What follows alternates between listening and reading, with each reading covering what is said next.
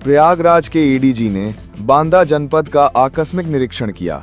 उन्होंने police line में नवनियुक्त पुलिसकर्मियों की प्रशिक्षण व्यवस्था, भोजन और आवास सुविधाओं का बारीकी से जायजा लिया। इसके बाद साइबर थाने पहुंचकर बढ़ते साइबर अपराधों के खिलाफ जन जागरूकता बढ़ाने के निर्देश दिए। जन सुनवाई पर विशेष ध्यान देते हुए उन्होंने IGRS पोर्टल और आम जनता की शिकायतों के त्वरित निपटारे के लिए DIG और SP को सख्त हिदायत दी। इस आकस्मिक दौरे में DIG, SP सहित सभी अधिकारी मौजूद रहे। जनपद बांदा में आगमन मैंने किया है और सबसे पहले मैंने हमारे जो पुलिस लाइन के अंदर हमारा जो नवनियुक्त हमारे पुलिस आरक्षी है उनका जो प्रशिक्षण चल रहा है, रिक्रूट आरक्षी हमारे, उन सब आरक्षियों से मैंने आज संवाद किया।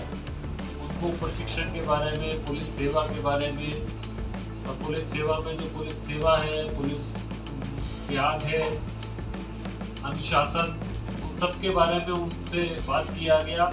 फिर उनके लिए जो व्यवस्थाएं की गई हैं यहाँ पर बांदा जनपद में, उनके रहने की, उनके खाने पीने की व्यवस्था, उनकी अन्य सुविधाओं की, उन सब का भी निरीक्षण किया गया और उन सबसे उनका हालचाल पूछा गया, क्योंकि वो अभी बिल्कुल नए हैं, पुलिस में आए हैं, तो उनको पुलिस की नौकरी के बारे में क्या आने वाली चुनौतियां हैं उनके बारे में भी उनको अवगत कराया और प्रशिक्षण की महत्ता उनको बताई कि वो उनको किस तरीके से वो आज की डेट में आम नागरिक से वह पुलिसकर्मी बनेंगे, क्या बदलाव उनके जीवन में आएगा प्रशिक्षण में, वो सब किया गया।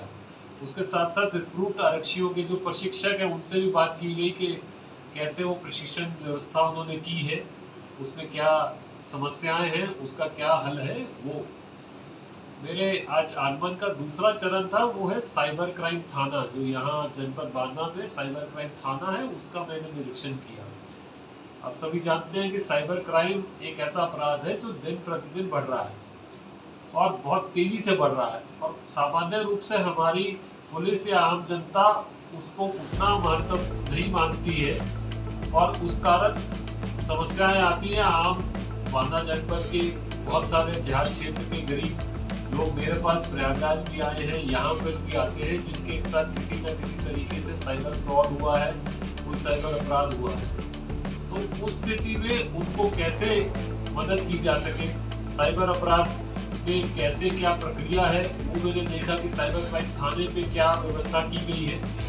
साइबर क्राइम थाने पर हमारे यहाँ जो सबसे महत्वपूर्ण है तो आप जनता की जानकारी के लिए भी है कि कोई अगर अपराध होता है तो तत्काल 1930 जो साइबर हेल्पलाइन है उस पर सूचना करिए या वेबसाइट पर जाकर या तो वो व्यक्ति स्वयं कर सकता है या फिर वो थाने पर जाकर, ना केवल साइबर क्राइम थाना, किसी भी सामान्य थाने पर भी जाकर अपनी शिकायत दर्ज करा सकता है।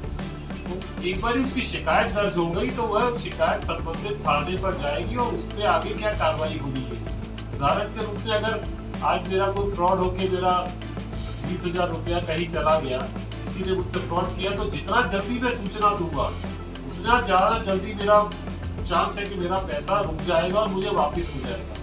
उसमें प्रक्रिया है कि तत्काल जैसे ही कंप्लेंट दर्ज होगी संबंधित बैंक को सूचना जाएगी, बैंक में वो पैसा रुक जाएगा, होल्ड हो जाएगा। एक बार बैंक में पैसा होल्ड हो गया, फिर यहाँ से जब सूचना जाएगी तो फिर उसके बाद प्रक्रिया के अनुसार वो पैसा उसको वापस मिल जाएगा और जो अपराधी है उनको भी चिन्हित करने में हमें मदद मिलेगी और उसके अनुसार उसमें कार्रवाई होगी। तो साइबर अपराध की जो व्यवस्था है हमारे जनपद बांदा में वह अभी शुरुआत हुई है, उसमें काफी सुधार की आवश्यकता है। एक त्वरित रूप से हम लोग साइबर अपराध को डील करने के लिए पुलिस कर्मियों का प्रशिक्षण व्यवस्था शुरू करने वाले हैं। हर थाने पर साइबर हेल्प डेस्क होगा, इसमें भी प्रशिक्षित पुलिसकर्मी रहेंगे जो कि साइबर अपराध को डील करेंगे। साइबर अपराध की विवेचनाओं के लिए भी हर थाने पर इंस्पेक्टर, सब इंस्पेक्टर की नियुक्ति की जाएगी जो कि साइबर अपराध को विशेष रूप से डील करेंगे, उनकी विवेचनाओं में कार्रवाई कराएंगे। एक इसमें और महत्वपूर्ण है कि साइबर अपराधी सामान्य रूप से बहुत दूर दूर के होते हैं। पता चला अपराधी गुजरात में बैठा है, अपराध वो यहाँ कर रहा है, तो उसके लिए भी एक भारत सरकार ने पोर्टल बनाया है, समन्वय पोर्टल। उस पर सूचना डालकर हम लोग वहाँ की गुजरात पुलिस से मदद ले सकते हैं।